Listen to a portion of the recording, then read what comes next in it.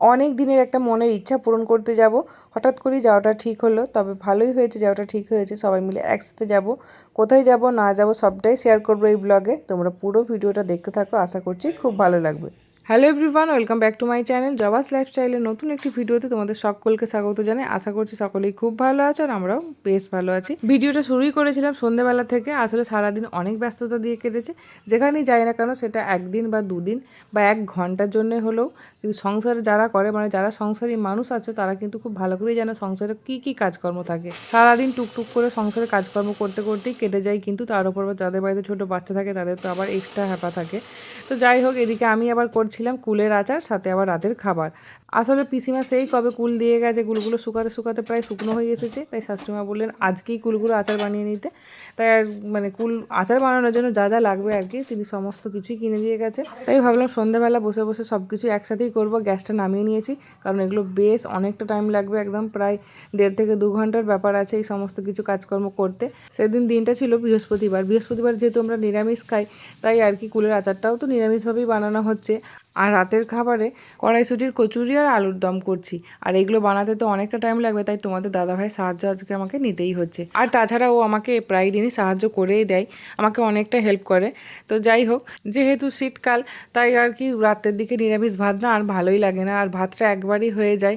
তাই আর কি মানে ভাতটা খেতে ভালোই লাগে না, কারণ আমরা তাই লুচি রুটি পরোটা এসব খেতেই ভালোবাসি রাতের দিকে। আর যেহেতু এখন শীতকাল তাই এগুলোই এখন বেশি ভালো লাগে। তবে গরমকালে কী হবে বলতে পারছি না, গরমকালে এগুলো তো একদমই ভালো লাগবে না, সে পরের কথা পরে। যাই হোক, আচারটা কিন্তু আমি আজকে সুন্দরভাবে বানানোর চেষ্টা করছি, একদম টান টান করে, যাতে অনেক দিন ভালো থাকে। আর এই কুলের আচার না আমার ছেলের খুব ফেভারিট। ও অন্য কোনো আচার থেকে কুলের আচারটা ভীষণ ভালো খায়, ও লুকিয়ে লুকিয়ে চুরি করেও খায়। তো যাই হোক, ছোটোবেলায় আমরাও এরকম করেছি। তো এই টক জাতীয় খাবার তো মানে আমার ভীষণ ভীষণ প্রিয়। আমি কাঁচাতেও খাই আর আমি এরকমভাবে আচারেতেও খাই।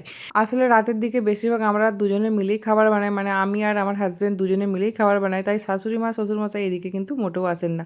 আবার শ্বশুরমশাই যখন কোনো খাবার বানায় বা শাশুড়ি মা যখন কোনো খাবার বানায়, তখন কিন্তু আমার মানে ওনারা দুজনে দুজনকে হেল্প করে।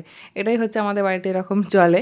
তো এদিকে আমি মটরশুঁটি কলাইটা বেটে নিয়েছি, এদিকে এটাকে আমি রান্নাও করে নিচ্ছি। তারপরে দেখো আচারটা প্রায় হয়ে এসেছে, কি সুন্দর কালারটা দেখতে হয়েছে। এরপরে আরেকটু কালো কালো হয়ে যাবে। এই যে দেখো ফাইনালি কিন্তু আমাদের কুলের আচার কমপ্লিট হয়ে গেছে। এবার থালায় ঢেলে নেবো। আহা, কালারটা দেখেছো আচারে? দারুণ এসেছে, খেতেও ভালো হয়েছে। আমি টেস্ট করছি, খেতেও ভালো লাগছে।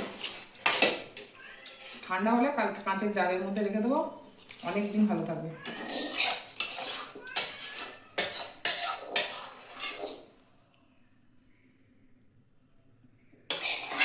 কড়াইয়ের মধ্যে না জল দিয়ে রেখে দিতে হবে, নাহলে কড়াটা একদম পুরো রসে আঠা আঠা দিয়ে বসে যাবে, মাজতে অসুবিধা। ব্যাস, কুলের আচার কমপ্লিট হয়ে গেল।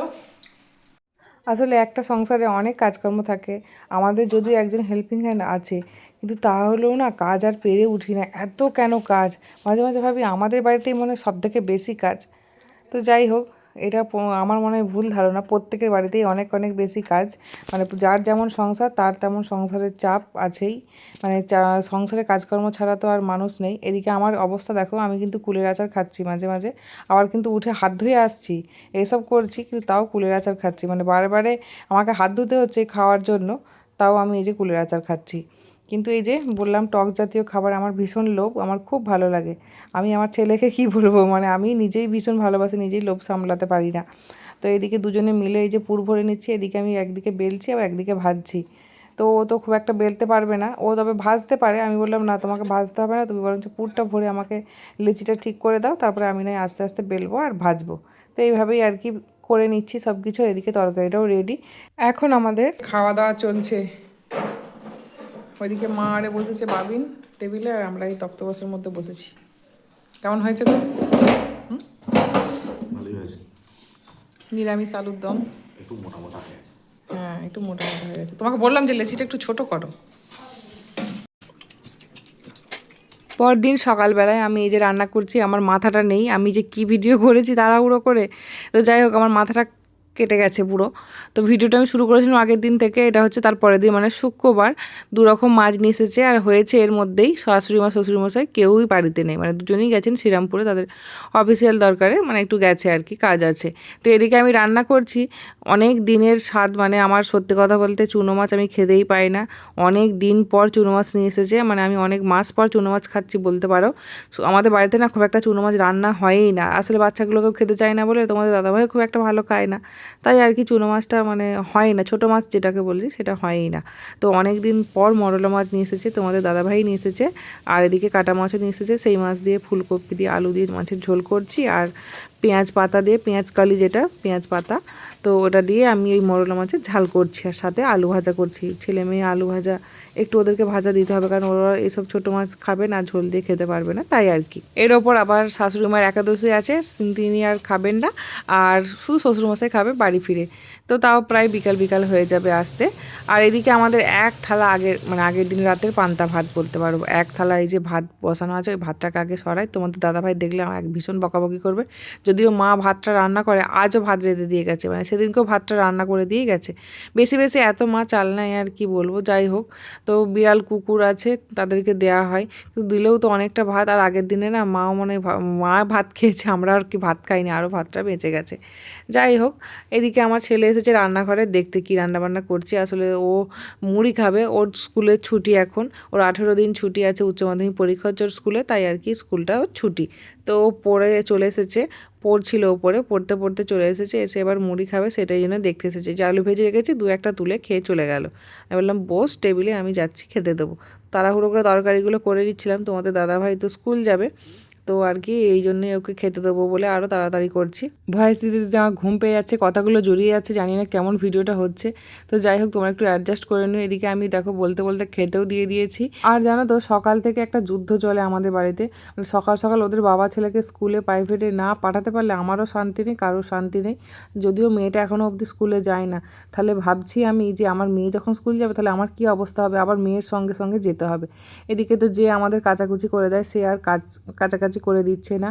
তো আজ 15-20 দিন ধরে আমিই কাচছি, আর আমার পায়ে ব্যথাটা ভীষণ বেড়েছে। আসলে আমার প্রেশার দিয়ে কোনো কাজই করা চলবে না, একটা জলের বালতিও মানে কোনো তোলা চলবে না, মানে কোনো ভারী জিনিস তোলাই চলবে না, এরকম অবস্থা।